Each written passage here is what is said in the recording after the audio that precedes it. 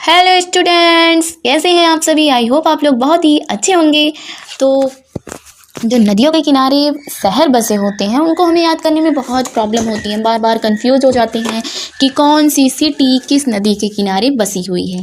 तो आज मैं बहुत ही धमाकेदार ट्रिक लेकर आई हूँ। इसको अगर आप वीडियो को एक बार देख लेते हैं तो यकीनन आपको ये कन्फ्यूजन नहीं होगा। आपकी ये सारे कन्फ्यूजन जो नदियों के किनारे बसे हुए शहर हैं इनसे रिलेटेड अगर कोई भी क्वेश्चन आता है तो आप बड़े ही आसानी तरीके से पेपर में सॉल्व कर देंगे। तो आगरा जो होता है, आगरा जो है वो यमुना नदी के किनारे है। तो आगरा को हम रिलेट करेंगे कि ताजमहल से, ठीक है।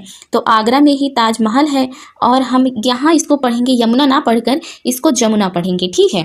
तो यमुना, अब ताजमहल इसमें भी जा है और यहाँ जमुना है, तो इस तरीके से हम याद करेंगे कि आगरा जो है वो यमुना नदी के किनारे बसा हुआ है।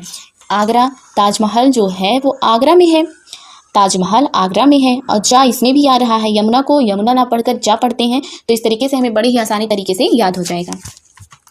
कटक जो है महानदी के किनारे स्थित है।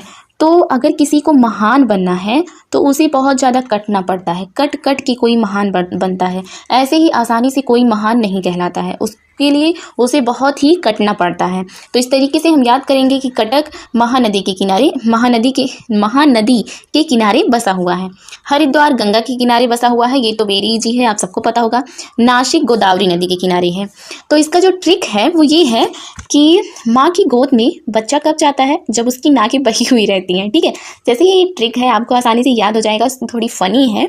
तो माँ की गोद में बच्चा तभी जाता है जब उसकी नाकें बही रहती हैं। तो माँ क्या करती है, नाक को उसके साफ करती है। तो नासिक नदी, गोदावरी नदी, नासिक जो शहर है वो गोदावरी नदी के किनारे बसा हुआ है। इस तरीके से याद करेंगे। उज्जैन क्षिप्रा नदी के किनारे बसा है। तो उजाला जब होता है तो धीरे धीरे होता है, तो इसको हम याद करेंगे, उज्जैन को रिलेट करेंगे उजाले से। किससे रिलेट करेंगे, उजाले से। तो उजाला जब होता है तो छिप छिप कर होता है। ऐसे हम पढ़ेंगे कि उजाला जब होता है तो छिप छिप कर होता है। तो इस तरीके से याद हो जाएगा कि उज्जैन क्षिप्रा नदी के किनारे स्थित है। फिर हम याद करेंगे कि श्रीनगर झेलम नदी के किनारे है। तो इसकी जो ट्रिक है, तो श्री को हम रिलेट करेंगे भगवान से, प्रभुनाथ से। तो जब अगर हम देखो कहीं भी दर्शन करने जाते हैं, किसी भी छोटी सी छोटी मंदिर में जाते हैं तो हमें बहुत लंबी लाइन लगानी पड़ती है और लाइन लगाने में हम लोग क्या होते हैं, झेल जाते हैं बिल्कुल। तो श्रीनगर में हम जब दर्शन करने जाएंगे तो हमें बहुत लंबी लाइन लगानी पड़ती है और लंबी लाइन लगाकर हम लोग झेल जाते हैं। तो इस तरीके से याद करेंगे कि श्रीनगर झेलम नदी के किनारे स्थित है। नेक्स्ट आता है तिरुचिरापल्ली, वो कावेरी नदी के किनारे स्थित है। इसकी ट्रिक है, जब हम तिनका देने के लिए इसको ले लेंगे, तिनका, ती से तिनका और चिरापल्ली को रिलेट करेंगे चिड़ियों से। तो तिनका देने के लिए हम जब चिड़ियों को बुलाते हैं या फिर तिनका फेंकते हैं चिड़ियों के लिए, तो कावेरी को रिलेट करेंगे किससे, कौवे से। तो कौवा भी जरूर आ जाता है। कौन आ जाता है, कौवा भी जरूर आ जाता है। तो इस तरीके से याद करेंगे कि तिरुचिरापल्ली कावेरी नदी के किनारे स्थित है। उसके बाद आता है जौनपुर। देखो जौनपुर जो है, जौनपुर को रिलेट करेंगे जान से। और गोमती नदी को, गोमती नदी का गो ले लेंगे तो गो मीन्स क्या होता है, गो मीन्स गाय होती है। तो जान से भी ज़्यादा हमें गाय हमारी प्यारी होती है। तो हम याद करेंगे कि जैसे देखो कोई भी होता है तो उसकी गाय अगर रहती है तो हम लोग गाय को अपनी जान से भी ज़्यादा प्यार करते हैं। तो इस तरीके से हम याद करेंगे कि जौनपुर नदी, जो जौनपुर नगर है वो गोमती नदी के किनारे स्थित है। फिर हमारा नेक्स्ट आता है डिब्रूगढ़। डिब्रूगढ़ है ब्रह्मपुत्र नदी के किनारे। अब ब्रह्मपुत्र को हम रिलेट करेंगे ब्रह्मा के पुत्र, मीन्स पुत्र जो होते हैं वो छोटे होते हैं, और डिब्रूगढ़ को रिलेट करेंगे डिब्बे से। हम ये कहेंगे कि जो छोटे बच्चे होते हैं, पुत्र लोग, वो लोग डिब्बे को बजा बजा के मस्ती करते हैं। तो किस तरीके से मस्ती करते हैं, वो डिब्बे को बजा बजा के। तो इस तरीके से याद हो जाएगा हमें कि डिब्रूगढ़ ब्रह्मपुत्र नदी के किनारे स्थित है। क्या हम कहेंगे कि ब्रह्म के जो पुत्र हैं, ब्रह्मा के जो पुत्र हैं वो डिब्बे बजाते हैं, डिब्बा बजाकर मजे लेते हैं। तो इस तरीके से याद हो जाएगा कि डिब्रूगढ़ के किनारे, ब्रह्मपुत्र नदी के किनारे डिब्रूगढ़ स्थित है।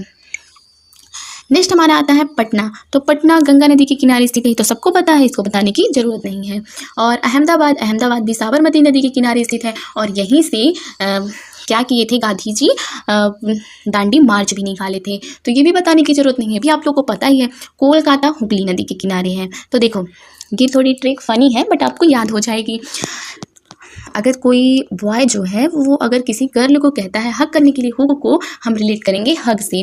तो हग करने के लिए कहता है तो लड़कियां जो होती हैं वो बहाना लगाने के लिए कहती हैं कल करेंगे, तो कोलकाता को हम रिलेट करेंगे कि कल से। तो इस तरीके से याद हो जाएगा कि अगर देखो बॉय बोलता है प्लीज़ हग मी, तो लड़कियां कहेंगी कल करते हैं ना, कल, आज नहीं हग करेंगे, कल करेंगे। तो बहाना लगाकर भाग जाती है इस तरीके से। तो इस तरीके से हमें याद हो जाएगा कि कोलकाता हुगली नदी के किनारे स्थित है। अब देखो आता है गुवाहाटी। गुवाहाटी ब्रह्मपुत्र नदी के किनारे स्थित है। अब ब्रह्मा के जो पुत्र, देखो अगर हमें गुहार लगाएंगे, किसी भी चीज़ की गुहार लगाते हैं तो वो कोई भी नहीं सुनता, बस ब्रह्मा जी ही सुनते हैं। ब्रह्मपुत्र को रिलेट करेंगे ब्रह्मा जी से, ब्रह्मा के पुत्र से। देखो सिर्फ दो चीज़ें आपको ब्रह्मपुत्र में याद करनी है, एक तो ब्रह्मा के पुत्र डिब्बा बजाते हैं, और एक अगर हम जब गुहार लगाएंगे तो सिर्फ ब्रह्मा जी ही सुनते हैं, भगवान ही सुनते हैं, बाकी कोई भी नहीं सुनता गुहार लगाने से। तो इस तरीके से हमें याद हो जाएगा कि गुवाहाटी नगर ब्रह्मपुत्र नदी के किनारे स्थित है। पणजी आता है मांडवी।